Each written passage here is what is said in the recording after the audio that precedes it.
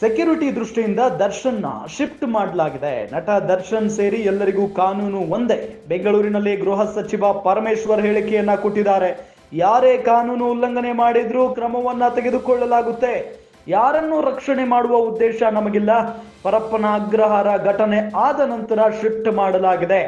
ಯಾವ ಜೈಲಿನಲ್ಲಿ ಇರಬೇಕು ಅಧಿಕಾರಿಗಳು ನಿರ್ಧಾರ ಮಾಡ್ತಾರೆ ಅಂತ ಬೆಂಗಳೂರಿನಲ್ಲಿ ಗೃಹ ಸಚಿವ ಪರಮೇಶ್ವರ್ ಹೇಳಿಕೆಯನ್ನ ಕೊಟ್ಟಿದ್ದಾರೆ.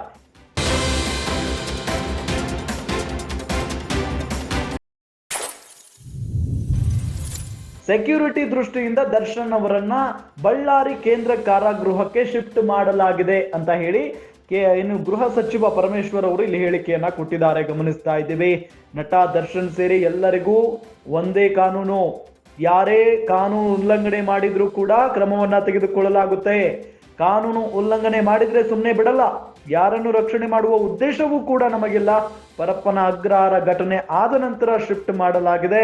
ಯಾವ ಜೈಲಿನಲ್ಲಿ ಇರಬೇಕು ಅಂತ ಅಧಿಕಾರಿಗಳು ನಿರ್ಧಾರ ಮಾಡ್ತಾರೆ ಅಂತ ಬೆಂಗಳೂರಿನಲ್ಲಿ ಗೃಹ ಸಚಿವ ಪರಮೇಶ್ವರ್ ಹೇಳಿಕೆಯನ್ನ ಕೊಟ್ಟಿದ್ದಾರೆ.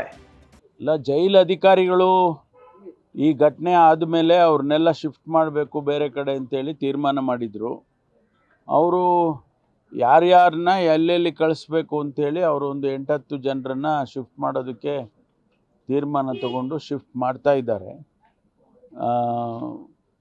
ಅವರೆಲ್ಲ ಇನ್ನೂ ಗೊತ್ತಿಲ್ಲ, ನನಗೆ ತಲುಪಿಸಿದ್ದಾರೋ ಏನೂ ಗೊತ್ತಿಲ್ಲ, ಶಿಫ್ಟ್ ಆಗಿದ್ದಾರೆ ಅಂತ. ಆ ಥರ ಏನಿಲ್ಲ. ಸೆಕ್ಯೂರಿಟಿ ದೃಷ್ಟಿಯಿಂದ ಯಾವ ಬಂದಿಖಾನೆಗೆ ಹೋಗಬೇಕು ಅದನ್ನು ಅವರು ಡಿಸೈಡ್ ಮಾಡಿದ್ದಾರೆ. ಅವರು ನಮ್ಮ ಪ್ರಿಸನ್ ಅಥಾರಿಟೀಸ್ ಡಿಸೈಡ್ ಮಾಡಿದ್ದಾರೆ. ನಾವ್ಯಾರು ಕೂಡ ಅದಕ್ಕೆ ಇಂಟರ್ಫಿಯರ್ ಆಗಿಲ್ಲ. ಅದಕ್ಕೇನು ಸಂಬಂಧ ಇದೆ? ಯಾವ ಜಿಲ್ಲೆಗೆ ಹಾಕಿದ್ರು ಅಲ್ಲೊಬ್ಬರು ಉಸ್ತುವಾರಿ ಇದ್ದೇ ಇರ್ತಾರಲ್ಲ. ಅದಕ್ಕೂ ಸಂಬಂಧ ಇಲ್ಲ. ಯಾರೇ ಇದ್ರೇನಂತೆ, ಯಾರಿದ್ರೂ ಕೂಡ ಕಾನೂನಿನ ಪ್ರಕಾರ ಏನು ಕ್ರಮ ತಗೋಬೇಕು ಅದನ್ನು ತಗೊಳ್ತೀವಿ. ಅದನ್ನು ಯಾರು ಅವರು ಉಸ್ತುವಾರಿ ಇದ್ದಾರೆ ಅದಕ್ಕೋಸ್ಕರ ಏನೋ ಆಗಿಬಿಡ್ಬೋದು ಅನ್ನೋದೆಲ್ಲ ಸತ್ಯಕ್ಕೆ ದೂರವಾಗಿರ್ತಕ್ಕಂಥ ವಿಚಾರ.